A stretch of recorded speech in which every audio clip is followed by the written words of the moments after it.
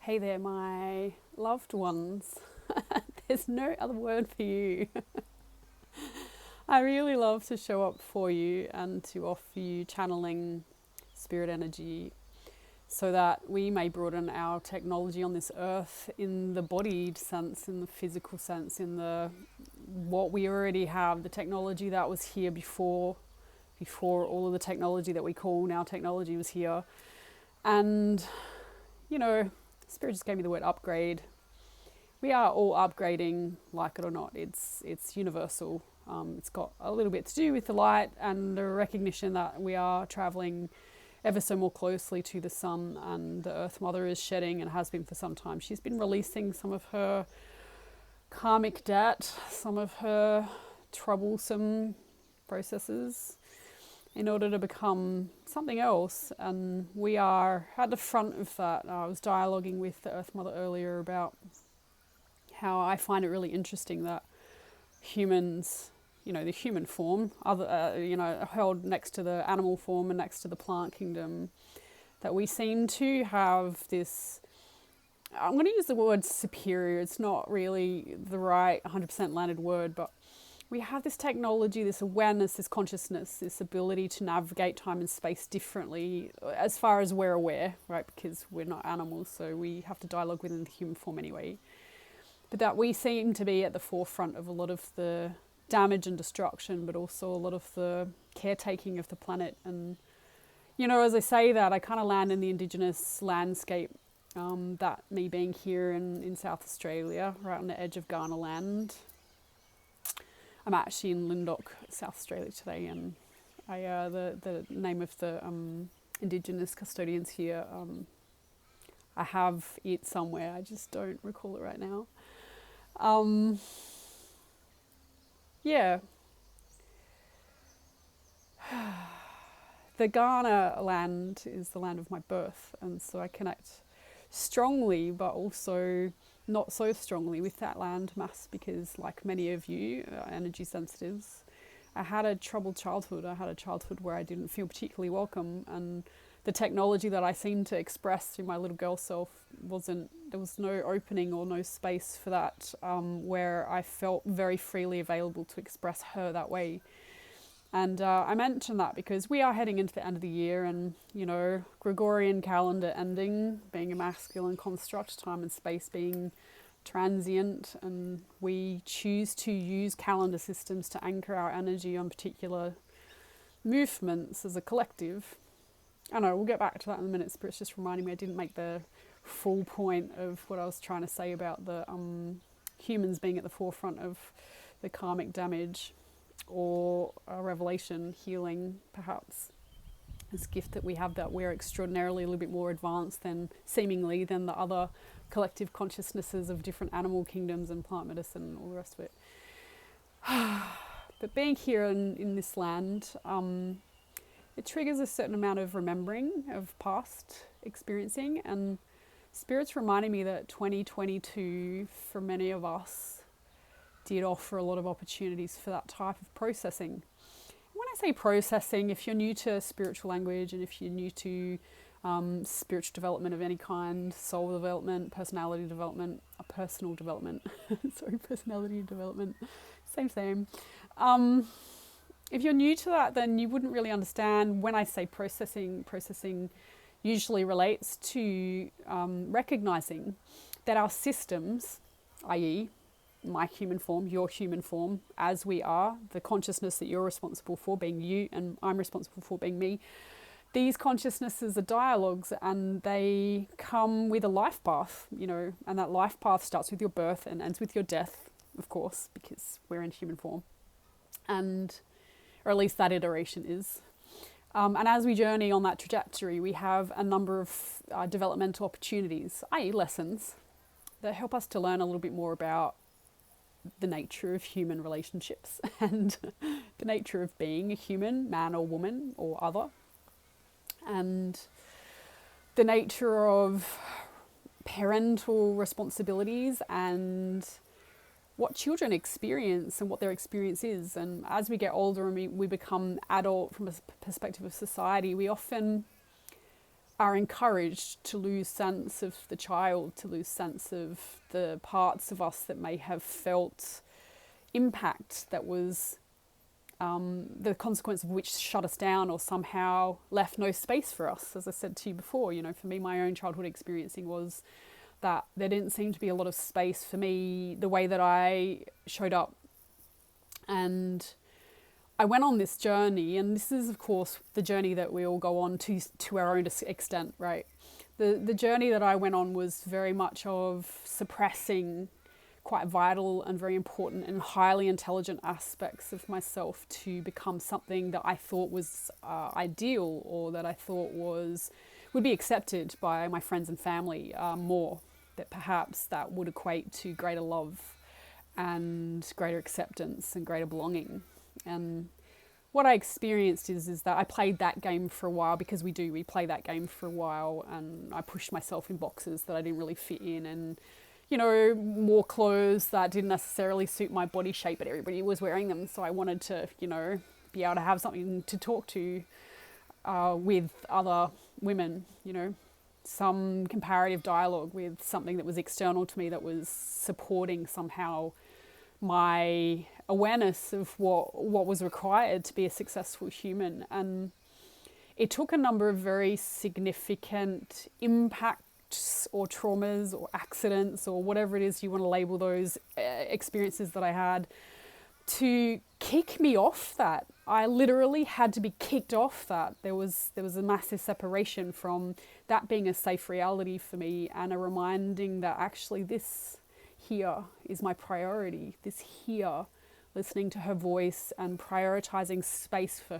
her so that she can repair from those impacts from earlier childhood, and subsequently reclaim those aspects and bring them a bit closer to me so that I can understand them, so that I can then responsibly, with conscious awareness, wield them as tools, as support, as intelligence, as technology. And so this pathway is important for all souls, and we used to be better at this society, is what I understand from the Earth Mother and the conversations I've had with her. The matriarchal, patriarchal conversation is actually reasonably new from the perspective of the Earth Mother, although she reminds me we've always had some form of polarity. Polarity, which basically is there's a man and a woman, has always had some form of a spectrum in between. There's always been some souls, some incarnated man, woman, children, adult plants, animals that have incarnated somewhere on the spectrum of masculine and feminine. This has always been here. This is not new. But as we've journeyed forwards as a intelligent, consciously commanding life form that human is, we've created greater intelligences, yes, and also greater boxes to box people into. And so there's a lot more ways to insult, and there's a lot more ways to prevent someone from feeling safe in their body. There's a lot more ways to create violence. There's a lot more ways to shut someone down. There's a lot more ways. We're much smarter at it now.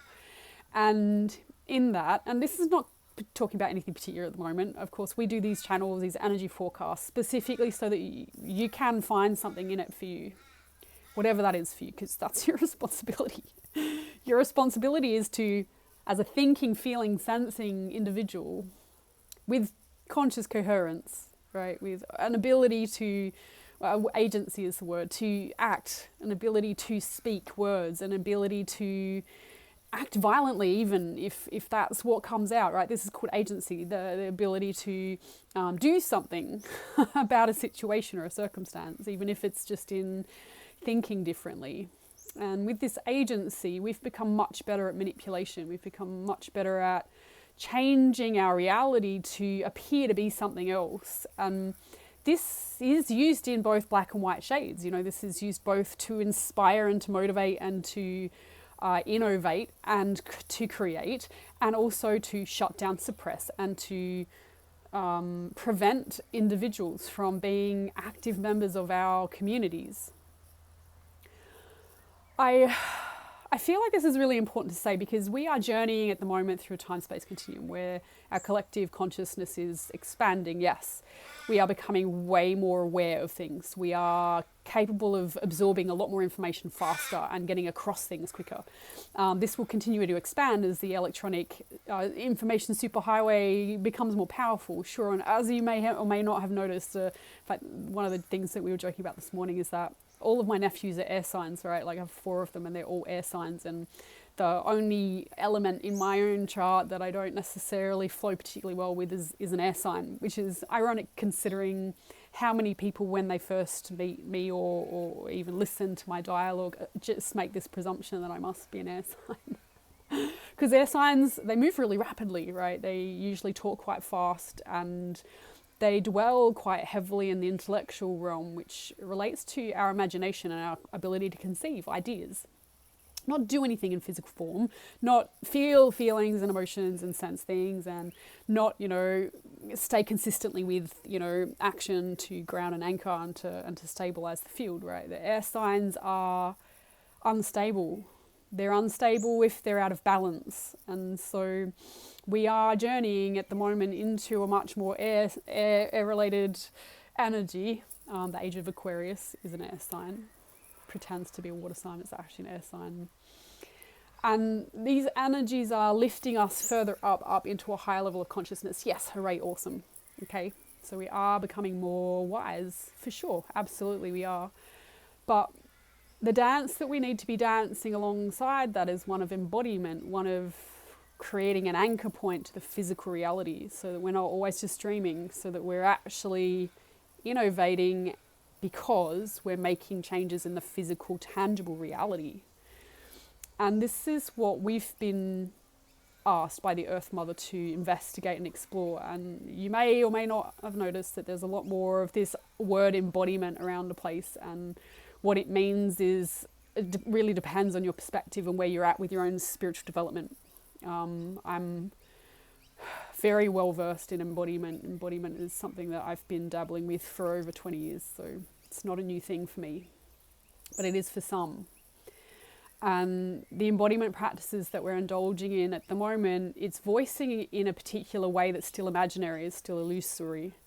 It's not necessarily fully present with the human condition and the experiencing of most people. It's still a little avoidant of darkness and shadow. And when I say darkness and shadow, a lot of people, the words send a shiver down your spine, the idea that we're creatures of shadow and light. For some of you, you'll be like, whatever, I've already done that, right? But for some people, it's a dance with a part of you that you've been avoiding for a very long time. And I feel very strongly self-aware of this idea of shadow and how important it is for us to continue this dialogue almost omnipresently. We need the light conversations to be alongside the human conditioning that basically says that some things are right or wrong.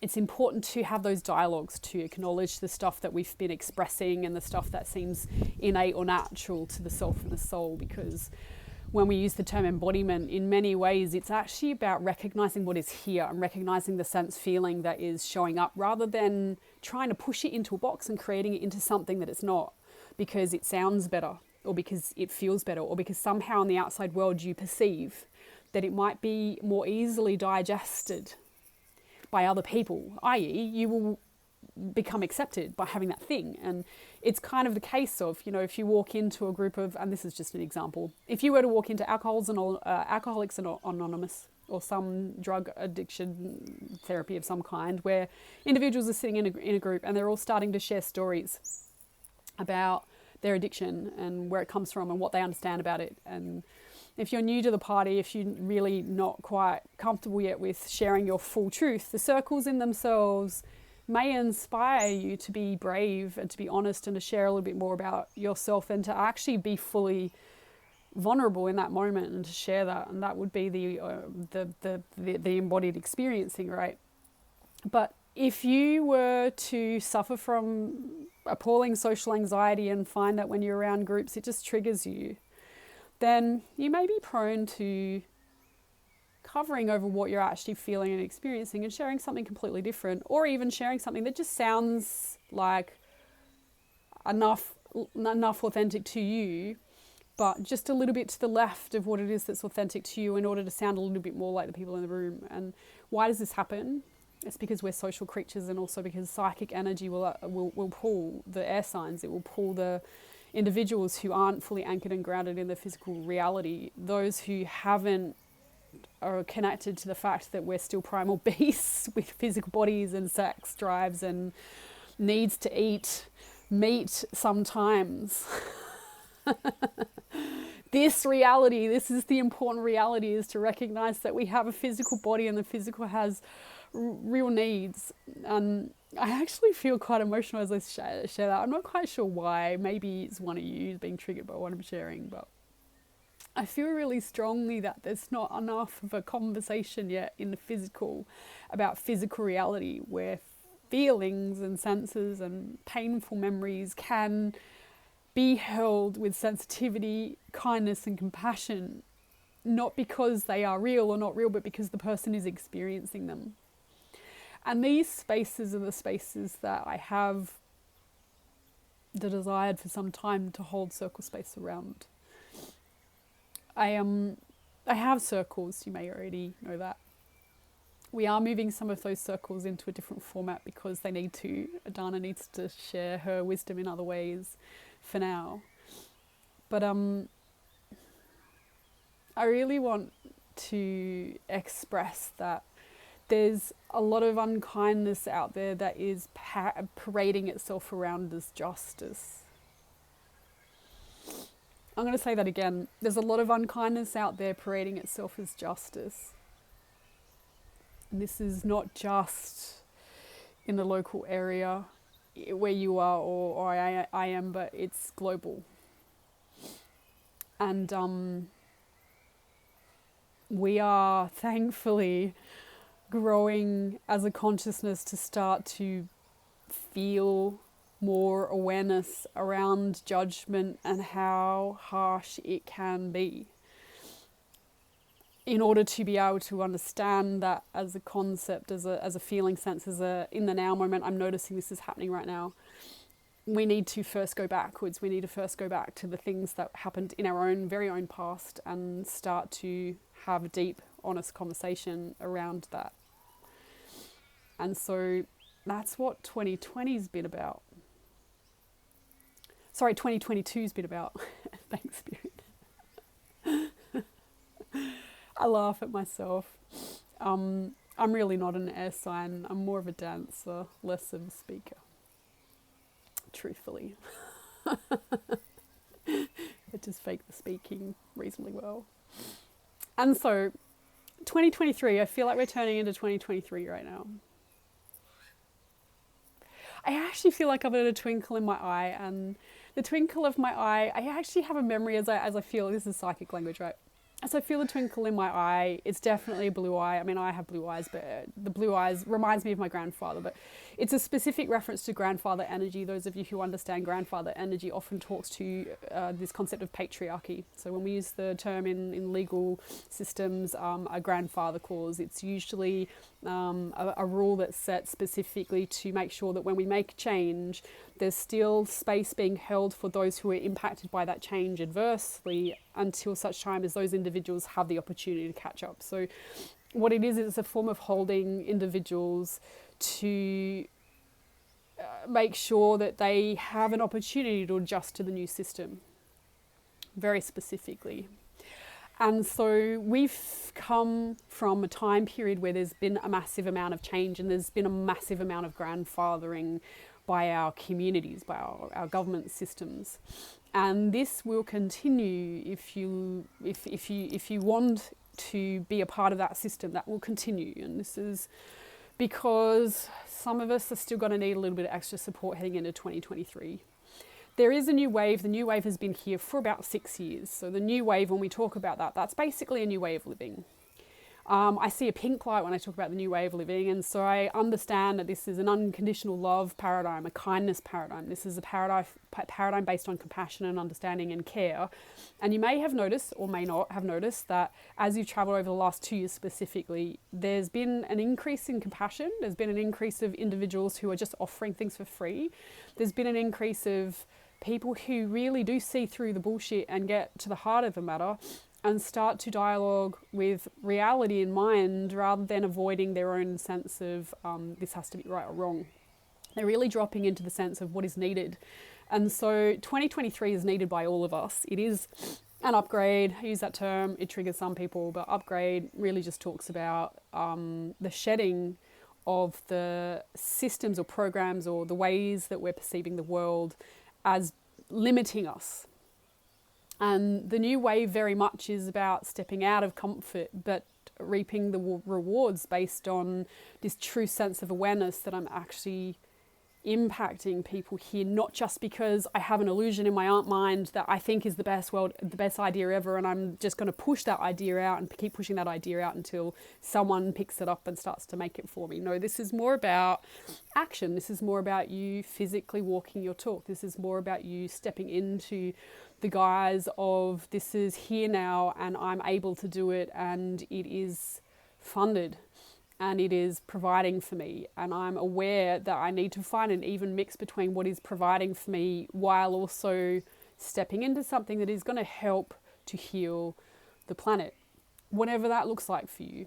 Helping heal the planet might be that you keep doing what you're doing in your own job, in your own way, but you start to look at it from a new perspective, respecting that it has held you across these few years.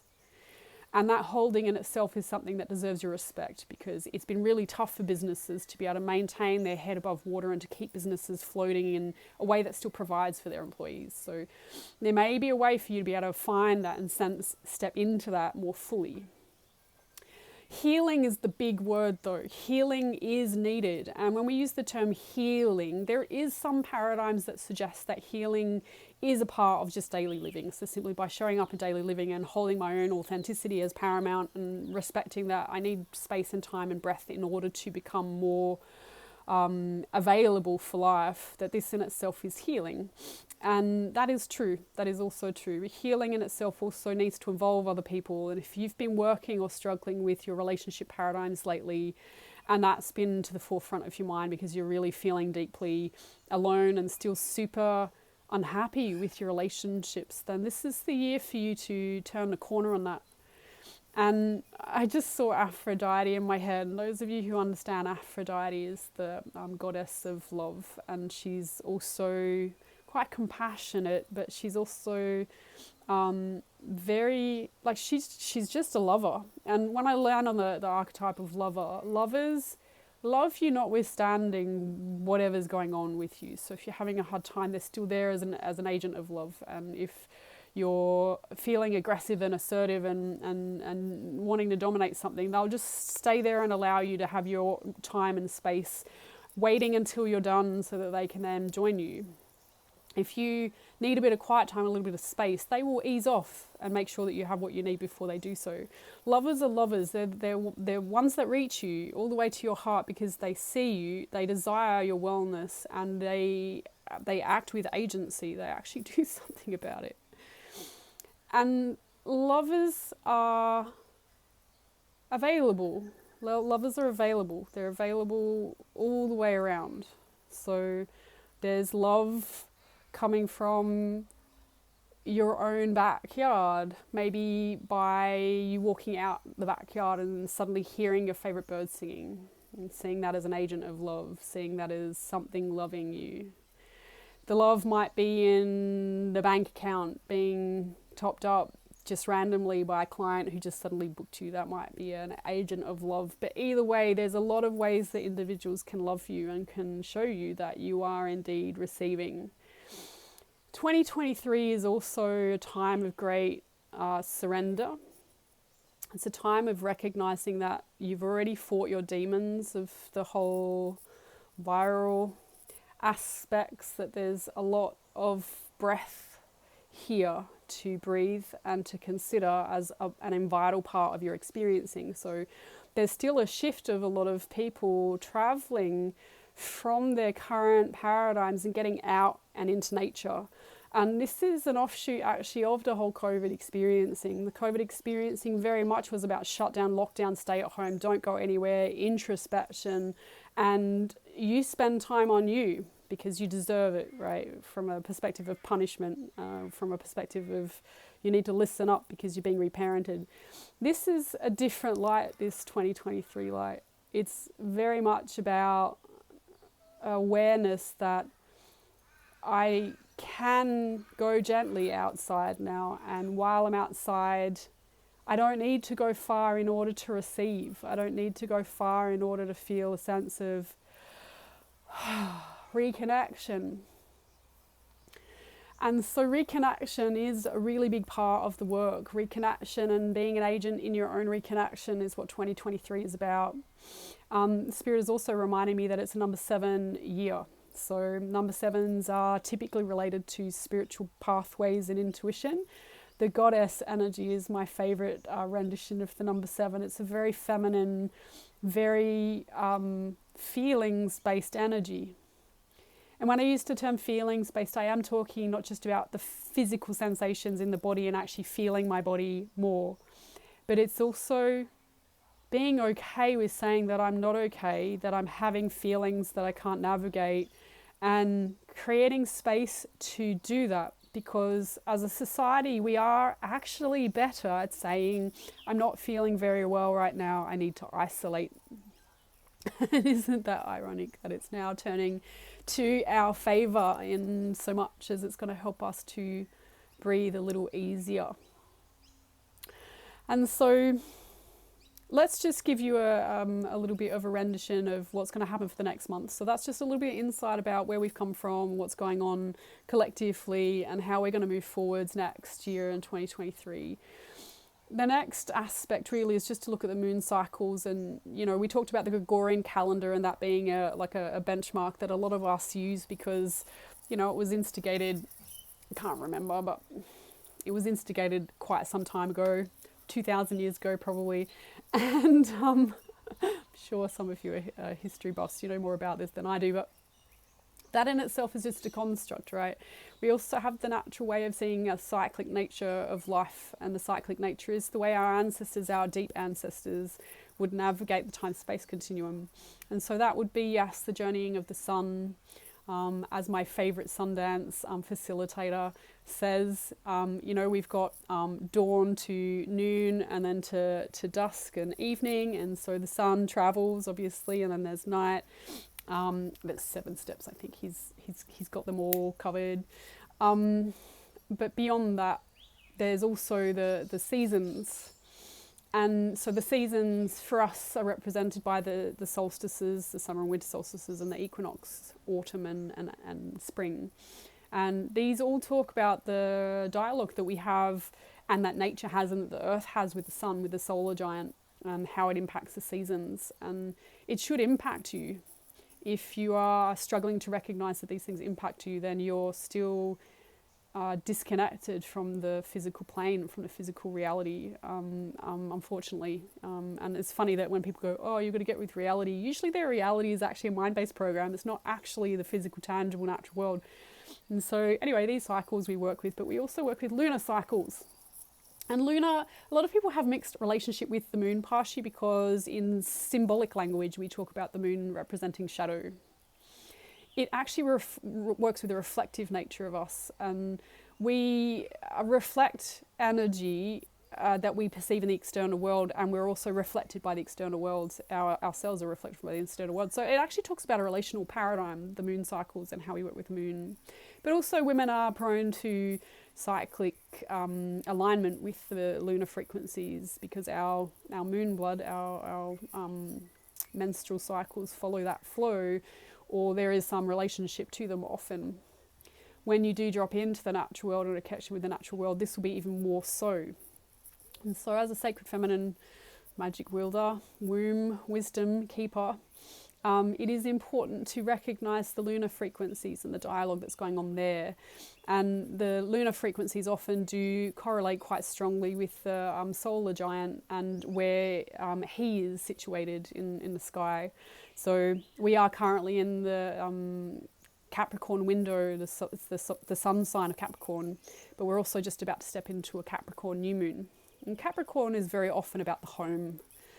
Taurus is sometimes too also, because they're both earth signs. Capricorn can be about administration and getting things lined up, which is why I'm super excited that in about a week's time, we're starting the Becoming program, which is aiding individuals who want a little bit of prompt and support to process some of the energy of 2022 and move into the 2023 portal with a greater clarity and a greater awareness and a greater intentionality. So I like to run that every year.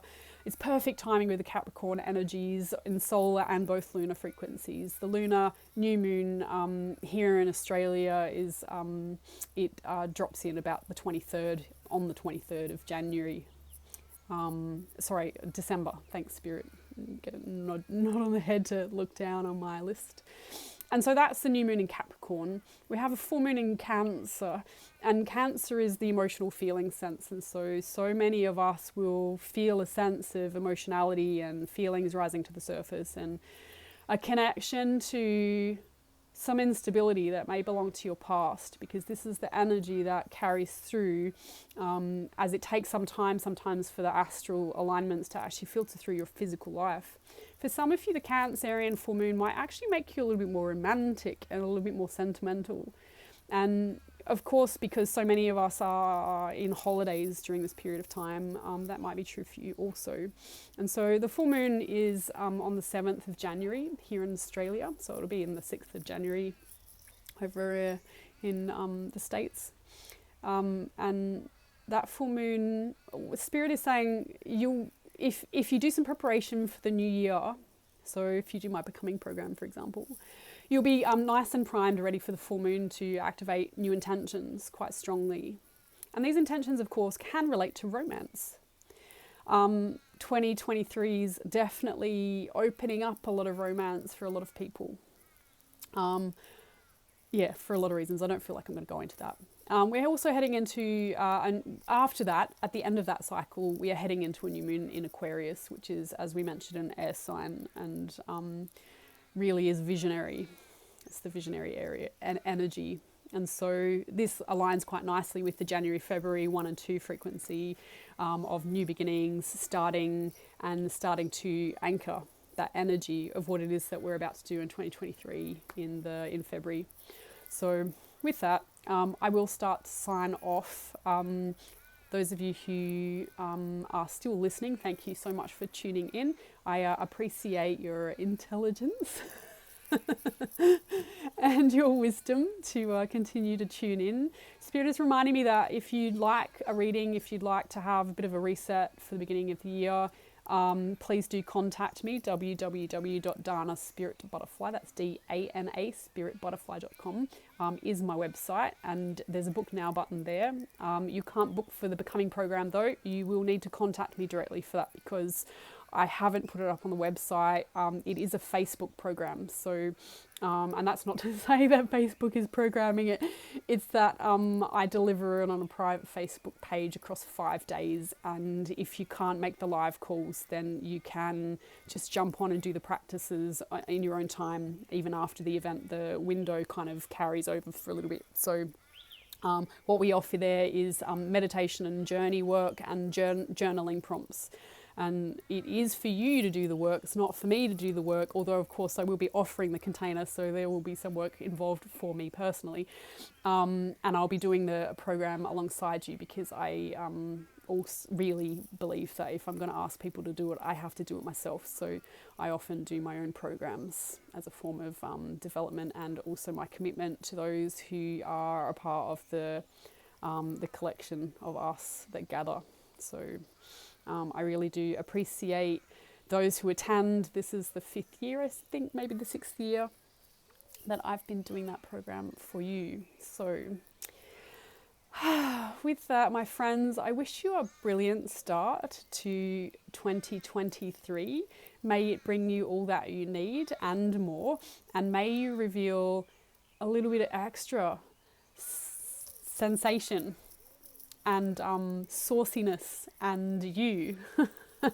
More of your magic, please, into the new year. We are very excited to be here at this time and to be witnessing so many men and women becoming more. and allowing more of themselves forwards. So my love to you. I hope that we see you again. Okay? Till next time, see you.